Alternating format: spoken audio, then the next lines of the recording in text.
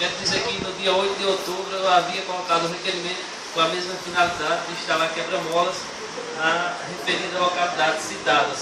E com isso, o vereador só vem fortalecer o nosso pedido feito anteriormente por 2 vezes. Espero que dessa vez seja atendido e que seja executado a implantação dos respectivos quebra-molas naquela localidade.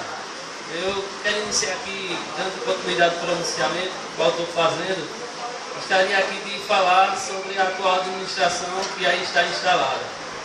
A gente está analisando, tanto a nível nacional, estadual e municipal, o legado dos governantes que têm passado e o legado dos governantes que estão passando, quais são eles que irão deixar para registrar na história a sua passagem. E quando a gente olha a nível nacional, a gente sempre lembra de Lula, que foi o melhor presidente da história que o país já teve, e deixou um legado muito grande, que está escrito na história, que ninguém pode apagar. E a gente trazendo tantos e tantos outros nomes, a gente pode citar aqui o ex-governador de Pernambuco, Eduardo Campos, o grande legado que ele deixou para a população de Pernambuco, com o seu trabalho prestado enquanto foi governador por 2 mandatos em Pernambuco, assim como quando teve outros cargos políticos como deputado federal. A gente trazendo nessa mesma linha de raciocínio, a gente traz para o nosso município. A gente, o que dizer do legado que Padre Alto tem deixado no nosso município, onde hoje todo mundo lembra dele com muito carinho, com muito apreço, por todos os seus trabalhos prestados à nossa população, por todos aqueles serviços, obras executadas no nosso município, que hoje é uma realidade que todo mundo pode vivenciar e está ali compartilhando com cada um as obras que o Padre Alto deixou e o seu apreço por toda a nossa população. Isso aí ninguém pode negar, ninguém pode encobrir, ninguém pode apagar da história política. Aí a gente está numa atual administração e a gente se pergunta qual o legado que essa atual administração vai deixar para a população sobetense. A gente chega aqui em São Bento e faz uma análise da atual dívida que a atual administração tem acumulado, que chega a mais de 16 milhões em apenas 3 anos. E nessa mesma proporcionalidade vai fechar o seu 4º ano de mandato com mais de 5 milhões e meio de dívida, ou seja, acumulando um montante de 22 milhões. E se esse governo ainda tiver mais um mandato pela frente, e for nessa mesma proporção, ao entregar o seu mandato, ao final, ao término do seu mandato, terá uma dívida de 44 milhões na administração pública do nosso município. Aí a gente vê o legado negativo que essa atual administração vai deixar para os sombentenses. Vai deixar uma administração completamente endividada, completamente comprometida para os próximos governantes que venham, porventura, a suceder a atual administração que aí se encontra. Aí a gente vê um legado negativo. Vai ser um legado de uma administração das obras inacabadas, onde todos os recursos têm chegado no nosso município, em contrapartida não têm sido alocados de forma correta. Ou seja, vai ser um legado de uma administração do posto de saúde do Tamanduá inacabado e abandonado. Um legado do CRAS do loteamento de Santo Afonso II, completamente abandonado e inacabado. Um legado do CRES da Rua da Alegria, completamente inacabado e abandonado.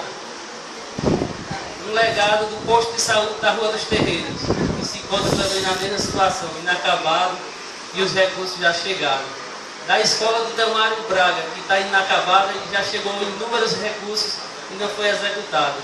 Um legado negativo da Avenida Oswaldo Maciel, que há mais de 1 ano tenho visitado lá e tenho levado aos órgãos públicos competentes a obra que está inacabada. A gente analisa o legado dessa atual administração, que é o legado do abuso do poder econômico, que ao invés de estar aí tentando comprar as pessoas, oferecendo dinheiro às pessoas para aderir ao seu grupo político, deveria pegar todo esse dinheiro que diz que tem, que esbanja ter, e pagar a dívida do nosso município, que já está acumulando e está comprometendo muito. Uma administração que vai deixar legados negativos para a nossa população, o que dizer do legado que está deixando no ambulatório municipal? E não tem um especialista. Está o ambulatório sem médicos especialistas, como pediatra, ginecologista, cirurgião geral.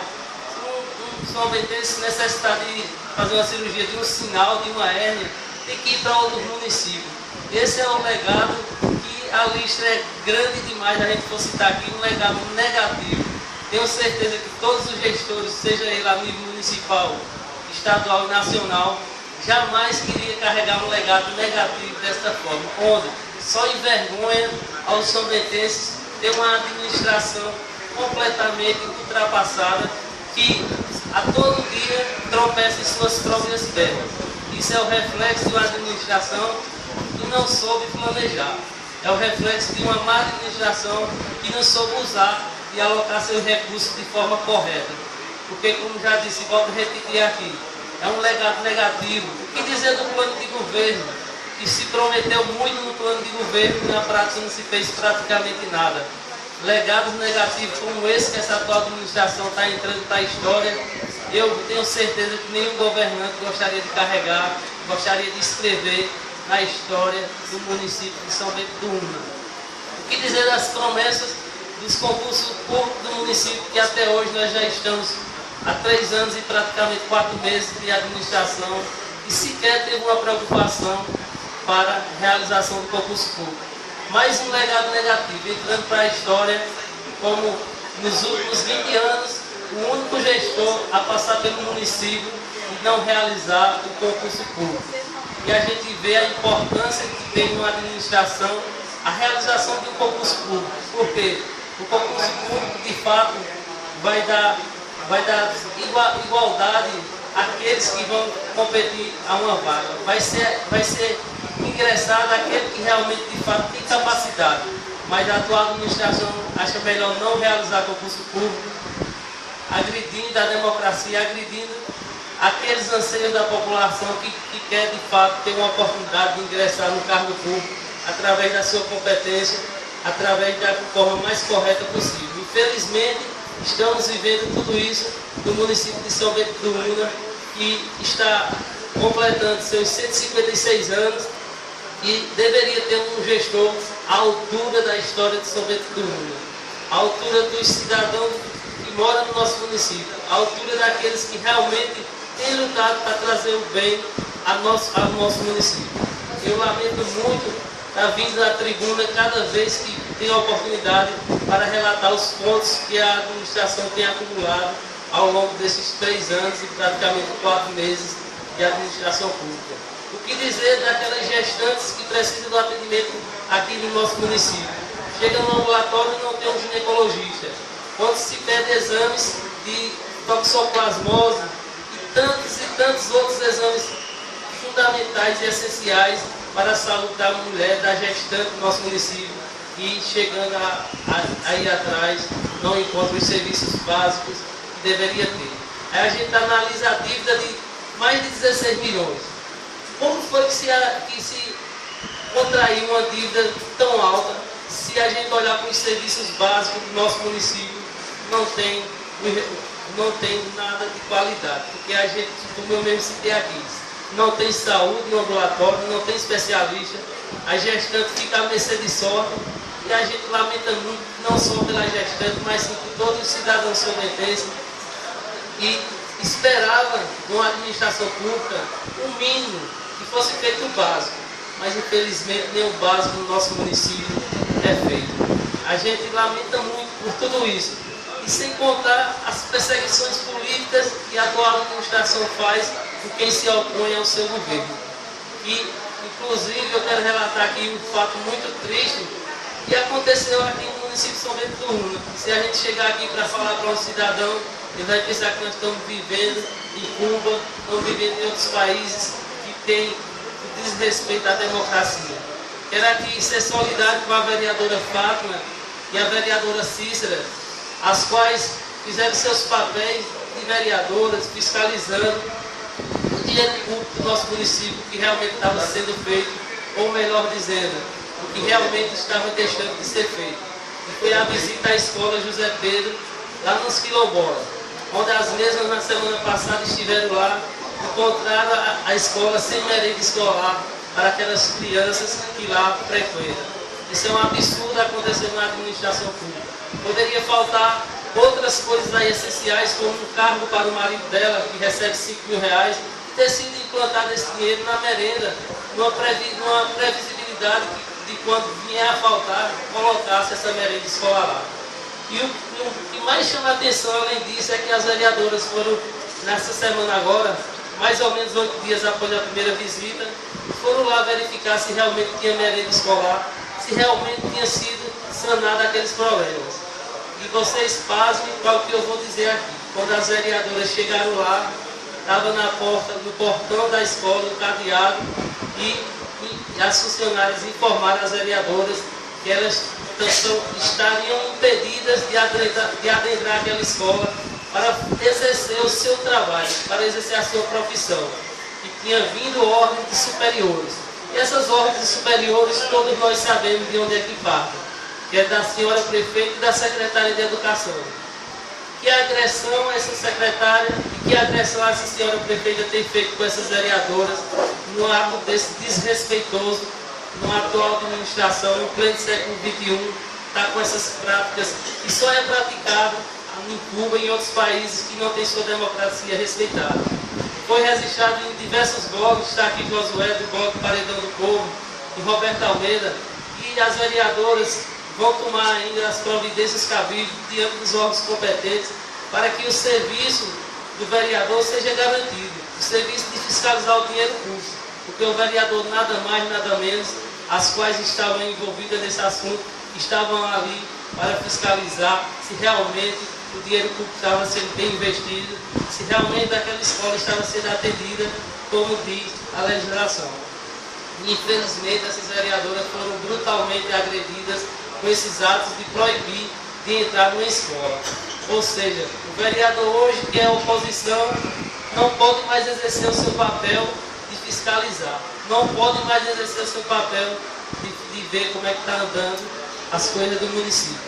Mas eu tenho certeza, a vereadora Fátima, Cícera e os demais, que isso aí é apenas uma atitude de um governo desesperado, de um governo que não sabe gerir a máquina pública, de um governo que está trocando as mãos pelas pernas, no desespero de se manter no poder, a todo preço, a todo custo, independentemente de quem esteja se opondo.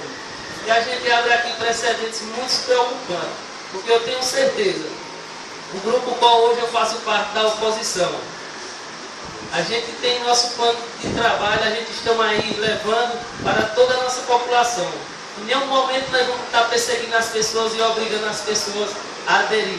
Mas sim, vamos estar mostrando, se aquelas pessoas acharem que realmente devemos dar um basta em tudo isso que está acontecendo e mudar, a gente vai receber.